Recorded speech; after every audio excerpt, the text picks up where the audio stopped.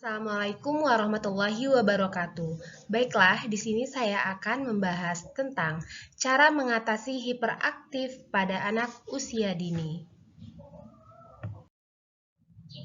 Nah, pengertian hiperaktivitas. Kata hiperaktivitas atau hyperactivity digunakan untuk menyatakan suatu pola perilaku pada seseorang yang menunjukkan sikap tidak mau diam, tidak menaruh perhatian dan impulsif atau semau gue.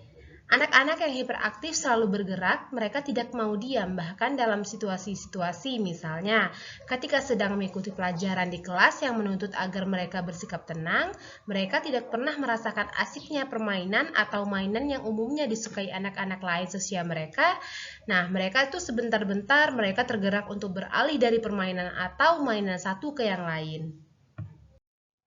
Nah, faktor-faktor yang menyebabkan hiperaktif, ada beberapa faktor yang menyebabkan anak menjadi hiperaktif. Yang pertama ada faktor genetik, anak laki-laki dengan ekstra kromosom Y, yaitu XYY, kembar satu telur lebih memungkinkan hiperaktif dibandingkan kembar dua telur. Nah, yang di sini dimaksud adalah jadi anak laki-laki yang lahirnya kembar satu telur, yang lahir sendiri, itu akan cenderung terkena hiperaktif dibandingkan anak yang lahir dengan kembar. Nah, begitu. Terus faktor neurologik, penelitian menunjukkan anak hiperaktif lebih banyak disebabkan karena gangguan fungsi otak akibat sulit saat kelahiran, penyakit berat, cedera otak.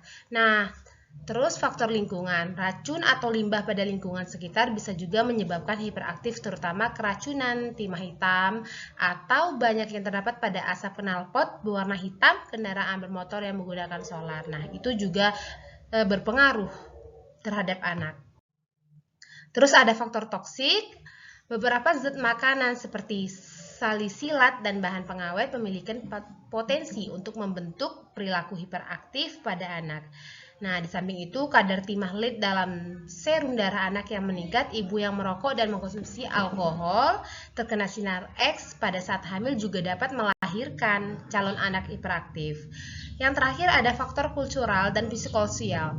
Yang pertama ada pemanjaan. Nah, anak yang sering dimanja akan cenderung hiperaktif. Yang kedua ada kurang disiplin dan pengawasan. Yang ketiga ada orientasi kesenangan. Nah, ini ciri-ciri khusus anak yang hiperaktif menurut Irawati Ismail 2009. Yang pertama, sering menggerak-gerakkan tangan atau kaki ketika duduk atau sering menggeliat. Sering meninggalkan tempat duduknya, padahal seharusnya ia duduk manis. Sering berlari-lari atau memanjat secara berlebihan pada keadaan yang tidak selayaknya. Sering tidak mampu melakukan atau mengikuti kegiatan dengan tenang. Selalu bergerak, seolah-olah tubuhnya didorong oleh mesin, juga tenaganya tidak pernah habis. Nah, jadi anak hiperaktif itu tenaganya kuat sekali, tidak pernah habis sepertinya. Yang terus, sering terlalu banyak bicara, sering sulit menunggu giliran, sering memotong atau menyela pembicaraan. Jika diajak bicara, tidak dapat memperhatikan lawan bicaranya, atau bersikap apatis terhadap lawan bicaranya. Nah, ini metode penanganan anak hiperaktif di lingkungan keluarga. Nah, karena keluarga adalah sangat penting ya bagi anak, terutama anak yang mengalami hiperaktif. Yang pertama ada orang tua perlu menambah pengertian tentang gangguan hiperaktivitas, kenali kelebihan dan bakat anak, membantu anak dalam bersosialisasi, menggunakan teknik-teknik pengelolaan perilaku seperti menggunakan penguat positif, misalnya memberikan pujian, memberikan disiplin yang konsisten, dan selalu memonitor perilaku anak. Terus memberikan ruang gerak yang cukup bagi aktivitas anak untuk menyalurkan kelebihan energinya. Jadi anak diberikan tempat yang luas agar mereka bisa berkegiatan dan mengeluarkan energinya. Terus menerima keterbatasan anak, membangkitkan rasa percaya diri anak, bekerja sama dengan guru di sekolah agar guru memahami kondisi anak, terus latih anak mendisiplin diri sendiri dengan sistematis, konsisten, jelas, dan konsekuen. Nah, lanjutannya ada jangan menghukum anak hiperaktif karena itu bukan sepenuhnya kesalahan dia. Jangan menjuluki anak hiperaktif dengan julukan yang buruk seperti nakal, bodoh, dan lain sebagainya. Karena mereka akan menjadi seperti apa yang kita katakan dan menjadi anak yang tidak percaya diri. Terus penanganan sebaiknya diberikan mulai dari keluarga terdekat. Jadi, Yang dimaksud keluarga terdekat itu yang terutama adalah ibu, karena ibu sangat mengetahui apa yang dialami oleh anaknya. Terus memberikan kasih sayang kepada anak namun tidak memanjakannya. Nah, kita akan memberi kasih sayang kepada anak tapi dengan cara yaitu tidak berlebihan sehingga anak merasa tidak dimanjakan. Terus ketika menasihati anak sebaiknya jelas dan spesifik serta diulang-ulang agar anak mudah memahami dan menggunakan kekerasan. Menjalin komunikasi yang baik dengan anak, selalu katakan, "Iya, anak baik," dan berikan apresiasi bila ia melakukan hal yang baik.